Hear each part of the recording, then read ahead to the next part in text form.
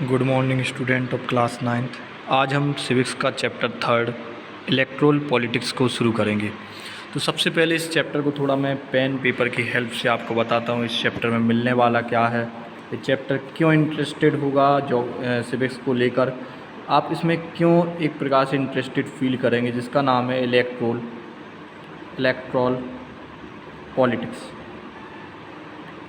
अभी तक आपने जो पढ़ा है वो सिविक्स में उसको पढ़ा है आपने, अभी तक जो पढ़ा है वो थी डेमोक्रेसी। क्या पढ़ा था आपने?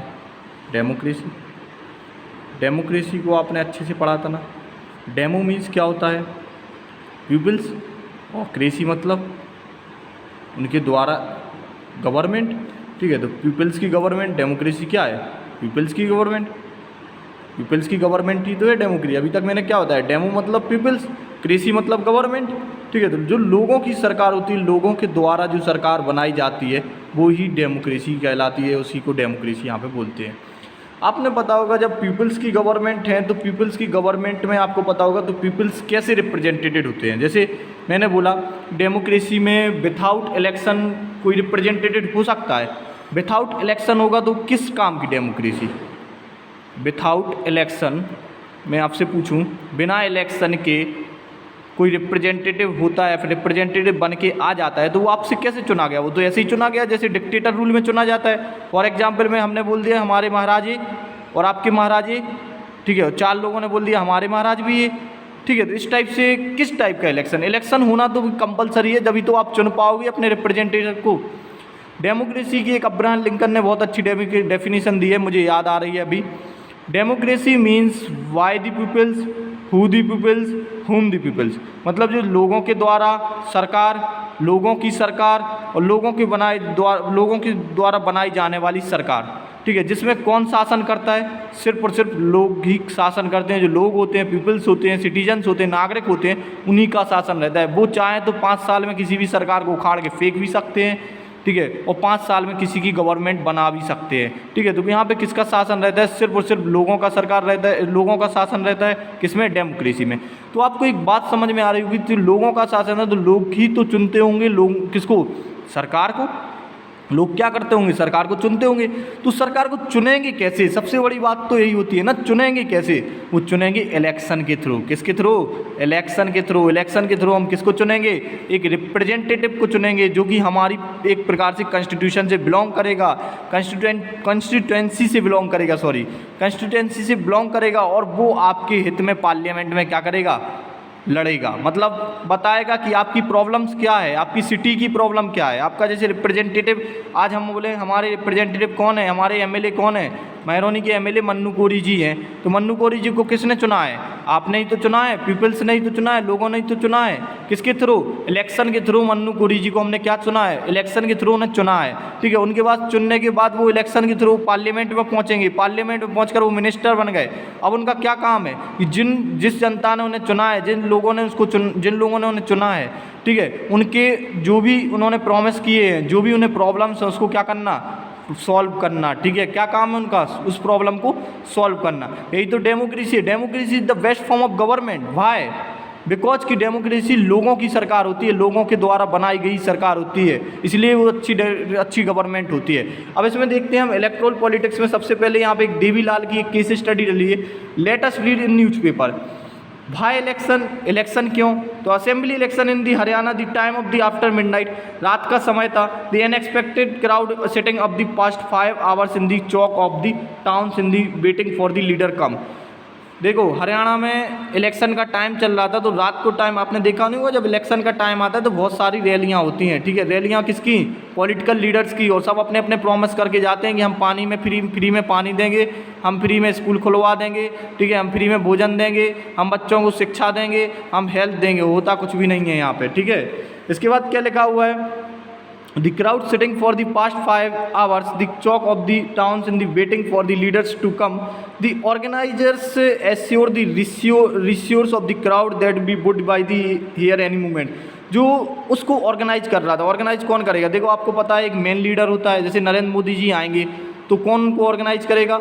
जो उनके सपोर्टिंग लीडर होंगे, मतलब जो हमारी कंस्टिट्यूएंसी से जो बिलोंग करेंगे, सबसे पहले एमएलए जो चुनाव लड़ रहे हैं, जिनको एक प्रकार से चुनाव जिताने के लिए वो यहाँ पे आ रहे हैं, वो एक फेमस लीडर हैं, फेमस पॉलिटिशियन है, ठीक है, एक स्टार पॉलिटिशियन है। इसलिए वो जब आएंगे तो जो ऑर्गेनाइजर होंगे, ऑर्गेनाइजर क्या करेंगे? अरेंजमेंट करेंगे और क्राउड को क्या बताएंगे? भाषण देंगे कि हम ये करेंगे, हम वो करेंगे, हमारी सरकार ये करेगी, हमारी सरकार आएगी तो हम ये कर देंगे, हमारी सरकार आएगी तो रोड डल जाएगा, बिजली जल जाएगी, एग्रीकल्चर अच्छी हो जाएगी, लॉ एंड ऑर्डर हो जाएगा, होगा जो आपको पता ही है फिर सब कुछ, ठीक है। इसके बाद क्या लिखा हुआ है?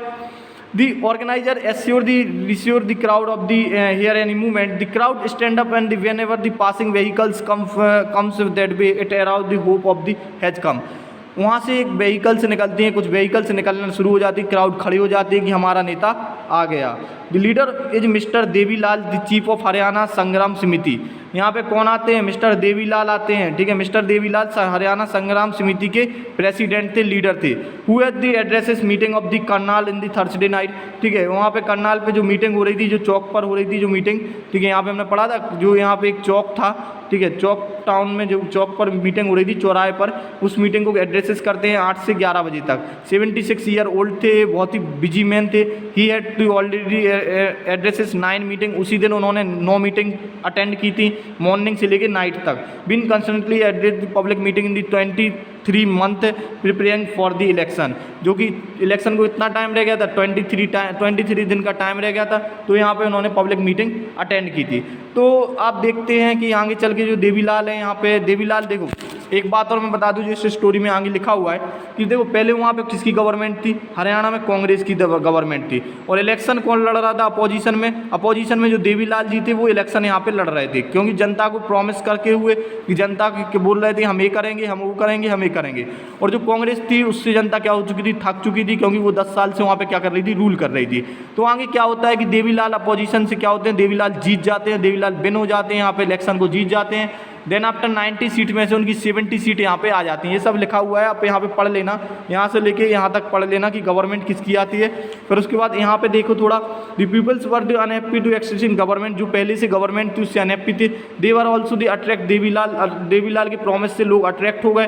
सो the elections were held, they voted the overwhelms of the favour of the Lok Dal, ठीक है, जो उनकी पार्टी थी लोकदल, उसको वोट देते हैं। 76 सीट उनकी आती हैं, 4 सीट बाकी की आती हैं, ठीक है। Lokdal along 60 seats of the had clear majority of the assembly, मतलब 60 सीट लोकदल की आती हैं, 60 सीट में वो क्या कर जाते हैं? मेजोरिटी को बिन कर जाते हैं। इलेक्शन में आपको पता है मेजोरिटी को बिन करना पड़ता है। मेजोरिटी कैसे बिन होती है? जितने आपके एमएलए उतने आपकी मेजोरिटी, मतलब लोकदल के एमएलए कितने थे? 60 लोकदल के लोग रिप्रेजेंटेटिव हुए थे, जो कि पार्लियामेंट में पहुंचते, इसमें से एक चीफ मिनिस्टर बनता, बाकी के मिनिस्टर्स बनते।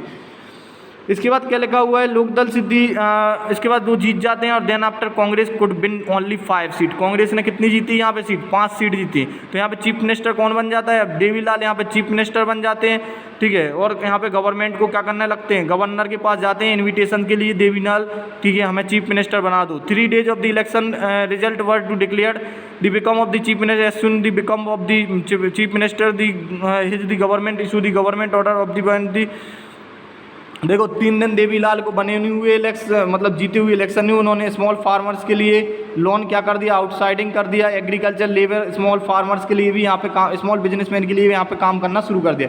His party ruled the state of the 4 year, उनकी पार्टी 4 साल तक यहाँ पर वर्क करती है। The next election were the held in 1991, but this time the party the been popular did not support of the popular support the Congress won the election in former government। आपको एक बात पता चल गई होगी यहाँ पे कहानी से कि हमने अपने रिप्रेजेंटेटिव को चुना, लेकिन देवीलाल ज़्यादातर मैदान पे टिक नहीं पाए, फिर वो अपोजिशन में आ जाते हैं, क्योंकि एक बार तो लोगों को अट्रैक्ट कर लिया, दूसरी बार अट्रैक्ट नहीं कर सकते। मतलब